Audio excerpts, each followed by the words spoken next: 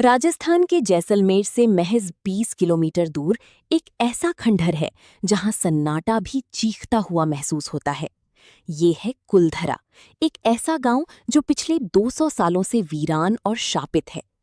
18वीं सदी में ये गांव धनवान पालीवाल ब्राह्मणों का घर हुआ करता था, जो 84 गांव के समूह में फैले थे। लेकिन फिर इस गांव पर रियासत के दीवान सालम सिंह की बुरी नजर पड़ी।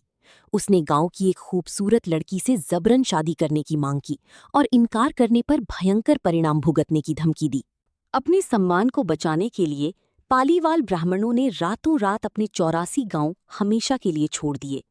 जाते जाते उन्होंने अपनी संपत्ति वहीं गाड़ दी और एक खौफनाक श्राप दिया। इस गांव में अब कोई नहीं बस पाएगा और जो भी यहाँ का दबा हुआ खजाना निकालने की कोशिश करेगा वो जिंदा नहीं बचेगा। दशकों बीत गए।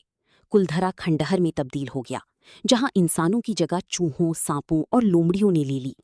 लेकिन स्थानीय लोक कथाओं के अनुसार जिन लोगों ने कुलधरा छोड़ा था, मरने के बाद उनकी आत्माएं आज भी अपनी उसी गांव में लौट आती हैं।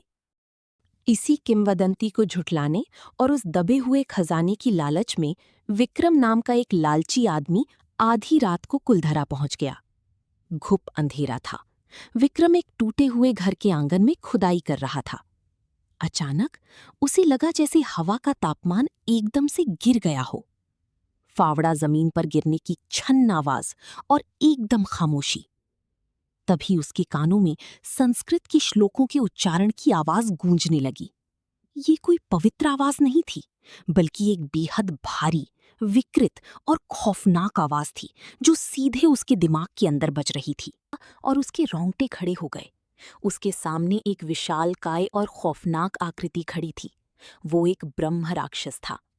हिंदू पौराणिक कथाओं के अनुसार ब्रह्म राक्षस एक ऐसे उच्च कुल के ब्राह्मण विद्वान की आत्मा होती है जिसने अपने जीवन में बुरे कर्म किए हों या अपने ज्ञान का दुरुपयोग किया हो। मृत्यु के बाद वो एक बेहद खूंखार राक्षसी आत्मा बन जाता है। ब्रह्म राक्षस के पास एक आदमखोर राक्षस की क्रूरता और वेदों व अपने पिछले जन्म का पूरा ज्ञान होता है। शायद वो ब्रह्म राक्षस उन्हीं पालीवाल ब्राह्मणों में से किसी एक की शापित आत्मा थी, जो आज भी उस खजाने की रखवाली कर रही थी। उस दानव की लाल चमकती आंखों ने विक्रम को घूर कर देखा। विक्रम की सांसें अटक गईं। ब्रह्म राक्षस बहुत ताकतवर होते हैं और दुनिया में बहुत कम ही लोग इनका सामना कर सकते हैं। वो दानव विक्रम की ओर झपटा। विक्रम ने अपना सारा सामान वहीं छोड़ा और पागलों की तरह अपनी गाड़ी की तरफ भागा। पैर लड़खड़ा रहे थे, कांटों और पत्थरों से पांव छिल रहे थे, लेकिन विक्रम रुका नहीं। उसने कार स्टार्ट की और एक्सीलेटर पूरी ताकत से दबा दिया। कार के शीशे पर एक विशाल पंजे के खरोचने की आवाज आई, लेकिन विक्रम किसी तरह उस शापित सीमा से बाहर निकलने में कामयाब हो गया। विक्रम उस रात बच तो गया, लेकिन कहते हैं कि उसके बाद वो अपना मानसिक संतुलन खो बैठा। आज भी कुलधरा का खंडहर राजस्थान के उस रेगिस्तान में खामोश खड़ा है।